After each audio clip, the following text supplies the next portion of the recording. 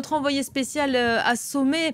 On est venu aujourd'hui parler céréales en Russie, mais le sujet du Niger s'est déjà immiscé dans les conversations. Il y a cette réaction notamment du président de l'Union africaine qui vient de tomber il y a quelques instants, qui condamne les événements en cours à Niamey et qui demande la libération immédiate du président et de sa famille.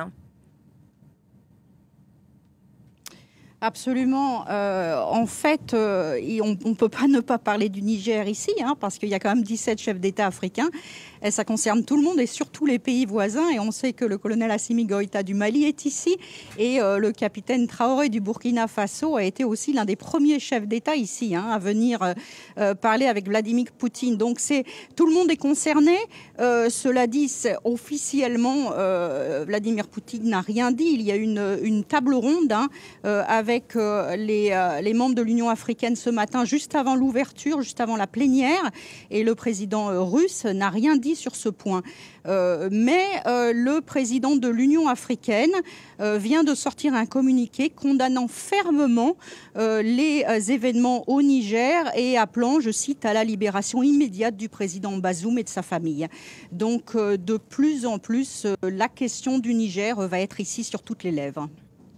Caroline, vous le disiez, Vladimir Poutine n'a pas eu un mot pour le Niger. Lui est venu rassurer, parler des céréales. On va peut-être l'écouter tout de suite au moment de l'ouverture du sommet et puis on va y revenir ensemble juste après.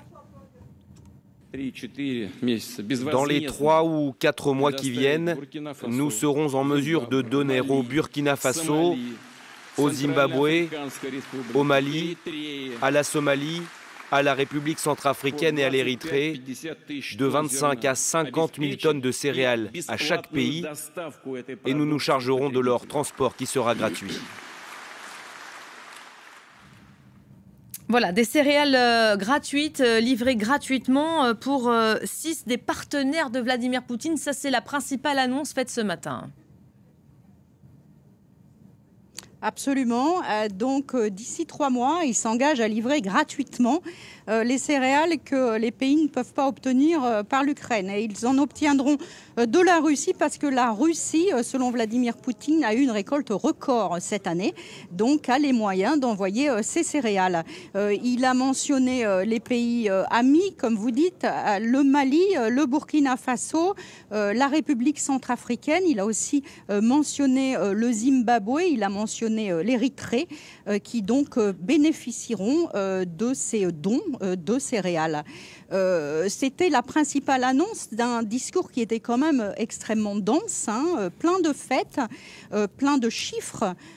Plus exactement sur la coopération économique entre la Russie et les pays africains. Et il a fait des tas d'autres promesses. Il a parlé tant du secteur du nucléaire civil que du secteur des télécommunications, de la logistique et aussi du secteur bancaire, très intéressant parce que pour développer évidemment les affaires avec la Russie, eh bien, il faut s'occuper du rouble. Il faut que les banques africaines puissent disposer de roubles et puissent faire des affaires en rouble. Donc il a promis en fait d'adapter les systèmes bancaires pour parfaire ces échanges. Donc un discours d'ouverture vraiment porté sur de nouveaux objectifs et de nouvelles façons de faire avec le continent africain. Merci beaucoup Caroline Dumay en direct donc de ce sommet Afrique.